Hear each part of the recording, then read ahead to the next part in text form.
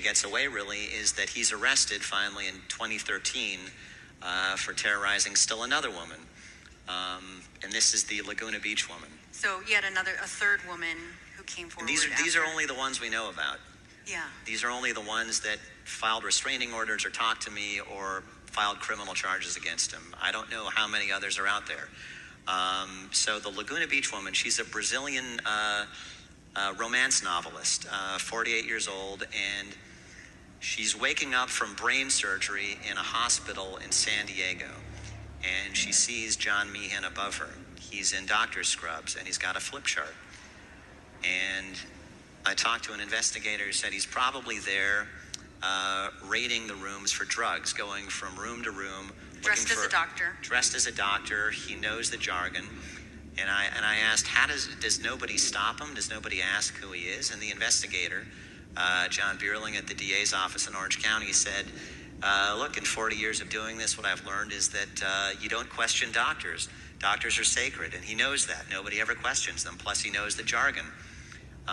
So this is how he meets her.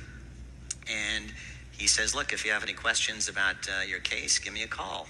She calls, and they start dating, and he learns that she has some family money and manages to convince her to transfer the money to him to keep it from her soon-to-be ex-husband. But when she hesitates, a friend of hers says, that's kind of a dumb thing to do. You don't want to do that.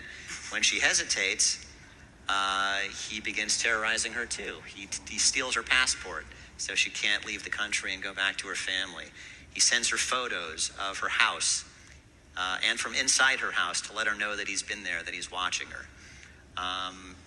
And she tells the Laguna Beach PD.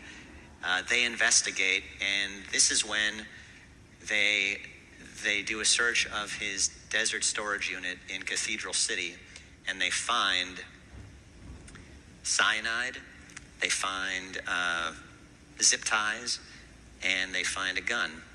And I asked the investigator, what could he want with this? He said he was probably going to take her money and kill her, tie up loose ends, right? But this is what sends him to prison, and this takes us up to mid-2014, which is when he gets out of prison. Soon after, he meets Deborah Newell, and we all know how that story goes. Exactly.